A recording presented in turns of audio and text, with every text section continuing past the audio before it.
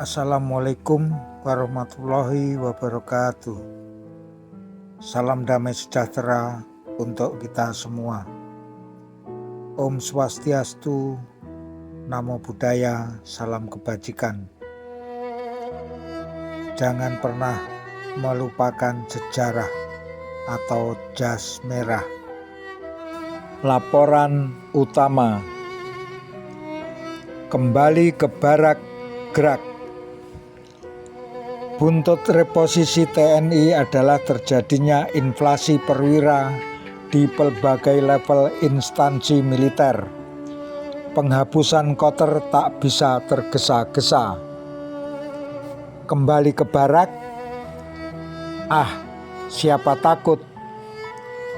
Bahkan rapat pimpinan (Rapim TNI di Markas Besar (Mabes) Cilangkap April lalu telah meneguhkan niat sebelumnya untuk meninggalkan gelanggang sosial dan politik. Lalu Rapim TNI Angkatan Darat pertengahan Mei lalu menindaklanjuti Angkatan Darat siap melakukan reformasi internal, ganti seragam, merombak struktur, termasuk melikuidasi komando teritorial (Kotter). Pokoknya supremasi sipil ditegakkan. Toh ada keberatan dari masyarakat sipil sendiri. Di meja saya numpuk surat dari warga.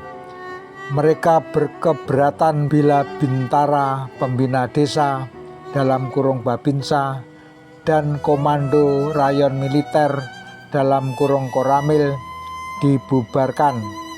Tutur Panglima Kodam (Pangdam Jaya) Mayor Jenderal TNI Ramizat Riyakudu kepada wartawan Gatra Kusworo Setiawan di sela-sela rapat itu. Bukan berarti Riyamizat tak ingin menjalankan amanat Rapim, cuma pelaksanaannya akan dilakukan secara hati-hati. Likuidasi Kotter itu direncanakan secara bertahap. Awalnya penghapusan Babinsa dan Koramil per September 2000.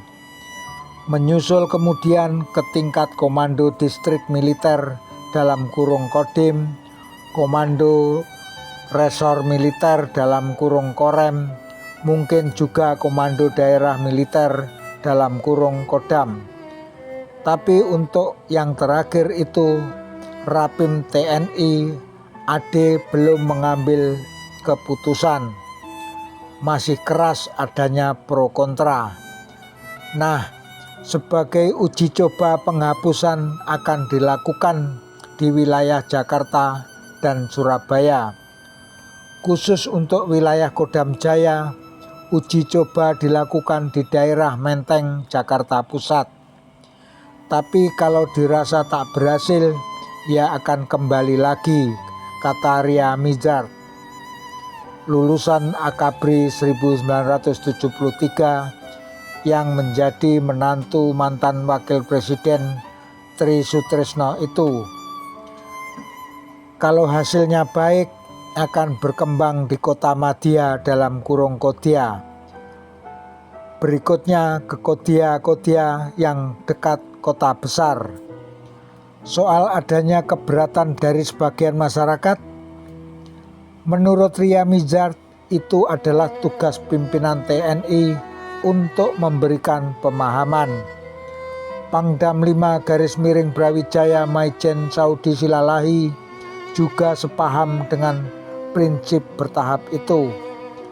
Menurutnya pelaksanaan program tentara kembali ke barak bukanlah urusan mudah. Selain butuh kesiapan dari tentara sendiri, juga kesiapan dari warga masyarakat. Semuanya butuh proses. Sabar sedikitlah, katanya. Meski perlahan, pengurangan peran tentara dalam soal politik, dalam sosial politik, seperti dipesankan hasil Rapim TNI 20 April silam, tidak mandek. di luar niat rencana penghapusan Kotter. Sejak reformasi bergulir, sejumlah perangkat militer di masyarakat sipil telah dihapus. Ini misalnya menimpa kantor Direktorat Sosial Politik (Kadit Sospol) di kantor pemerintah daerah tingkat 1, asisten sosial politik (Asospol) di bawah Kodam, lembaga Badan Koordinasi Stabilitas Nasional (Bakorstanas) yang dipimpin Panglima TNI pun sudah dibubarkan.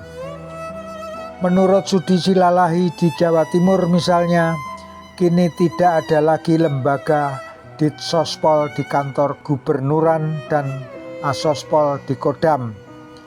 Demikian juga kantor Bakorstanasda yang dipimpin Panglima Kodam. Yang ini merupakan kelanjutan langkah Presiden Abdurrahman Wahid yang mencabut keputusan Presiden (Kepres nomor 29 tahun 1988 tentang Bakorstanas dan Kepres nomor 16 tahun 1990 tentang kegiatan penelitian khusus (Litsus) bagi pegawai negeri. Ini semua dilakukan untuk mengembalikan citra TNI sebagai aparat pertahanan keamanan, kata Sudi Silalahi. Seterusnya, tentara kembali ke profesionalisme. Langkah pembubaran sejumlah pos bagi tentara, bagi Mabes TNI tak pelak lagi pasti merepotkan, yakni dalam hal mencarikan pos baru bagi tentara yang kehilangan meja. Sebab jumlah mereka yang terpaksa nganggur cukup banyak. Untuk personel di Bakorstanas misalnya, jumlahnya tidak kurang dari 500 perwira, termasuk diantaranya 116 kolonel. Belum lagi para kolonel yang semula ngepos di Kadit Sospol, Gubernuran, dan Asospol di Kodam. Kerepotan itu tentu akan bertambah jika program penghapusan Kotter berjalan cepat. Apalagi kalau lembaga Kodam seperti yang digagas bagian perwira tinggi TNI dihapus. Kemana gerangan para jenderal yang menjadi Panglima Kodam akan ditempatkan? Lain soal jika yang diberangus hanya setingkat Babinsa. Mereka yang ngepos di sana rata-rata sudah berumur 45 tahun. Artinya mereka tinggal butuh waktu 2 atau 3 tahun lagi untuk pensiun. Apapun dengan penghapusan Asospol dan Kadit Sospol, penumpukan perwira toh tetap terjadi. Sebagai jalan keluar, ya mereka akan ditempatkan di pos-pos baru. Di antaranya menjadi staf ahli Panglima, pengurus koperasi-koperasi, atau anggota DPRD, kata Sudi. Di mana saja ada pos yang kekurangan personel akan diisi. Sudi Silalahi tak sekadar omong. Kantornya telah menampung sedikitnya 20 perwira ex Bakorstanasda. Mereka ditempatkan sebagai staf ahli Panglima, satu istilah untuk perwira yang tidak punya jabatan di Kodam. Sementara itu, mantan pejabat Kadit Sospol atau Asospol ke berbagai tempat. Kolonel Sukamto misalnya ditempatkan di DPRD Jawa Timur. Perwira menengah seangkatan dengan Sudi Silalahi itu semula memangku pos Asospol Kodam 5 Brawijaya. Sukamto yang dihubungi Rahmat Hidayat dari Gatra mengatakan, Pembubaran Asospol dan Ditsospol memang seharusnya dilakukan. Meski fungsi lembaga itu dikatakan tidaklah buruk, menjadi jembatan persoalan ideologi, politik, ekonomi, dan budaya yang bermuara pada soal keamanan. Tapi karena kehendak rakyat dibubarkan, ya senang saja, ujar perwira yang pernah bertugas di Irian Jaya selama 16 tahun itu. Bagaimana halnya dengan tuntutan pembubaran Kotter, khususnya Koramil dan Kodam? Itu terlalu berlebihan, kata Kepala Penerangan Kodam 1 Bukit Barisan, Letkol Nurdin Sulistyo. Menurutnya, meski urusan keamanan telah diserahkan ke kepolisian, peran TNI masih dibutuhkan. Sebab kuantitas polisi memang belum memadai. Peran TNI yang lebih utama lagi adalah dalam menjaga keutuhan bangsa, termasuk juga untuk mengantisipasi keberadaan kelompok masyarakat yang hendak memecah belah bangsa. Kami ini ada untuk masyarakat, kata Nurdin. Akan halnya keberadaan tentara di pos sipil, itu karena diminta masyarakat, pemerintah daerah. Kalau sekarang tidak dibutuhkan lagi, ya tidak apa-apa, kata Nurdin. Mantan Pangdam 12 Cendrawasih Maijen TNI Purnawirawan Sembiring Meliala juga tidak setuju usulan penghapusan Kodam. Tidak ada kaitan antara tugas Kodam dan reposisi TNI, kata Sembiring. Menurutnya, Kodam pernah berhasil melatih rakyat menghadapi krisis atau kerusuhan. Cuma fungsi Kodam selama ini banyak diselewengkan. Manfaat Kodam itu membuat rakyat terlatih mengamankan diri dan kampungnya. Sembiring Meliala yang juga anggota Komisi 1 DPR RI mengatakan, yang tahu urusan tentara adalah tentara sendiri. Karena itu urusan reposisi TNI sebaiknya diserahkan sepenuhnya kepada mereka, termasuk juga bagaimana mereka memilih dan menentukan siapa yang menjadi pimpinannya. Tidak usahlah orang luar turut campur. Presiden juga tidak boleh, katanya. Adanya campur tangan luar itu yang membuat reposisi TNI menjadi lambat.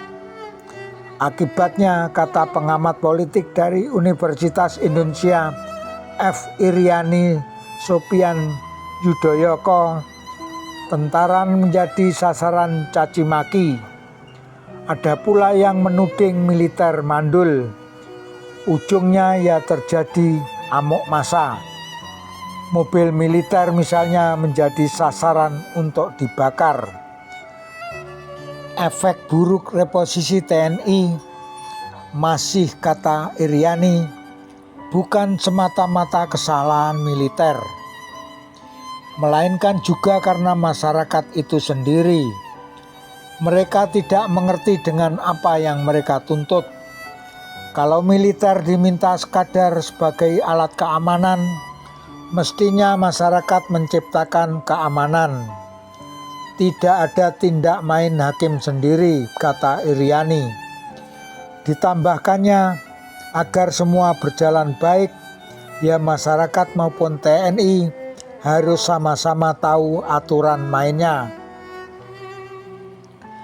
Dengan pemahaman yang sama, fungsi TNI sebagai alat pertahanan akan berjalan lebih efektif.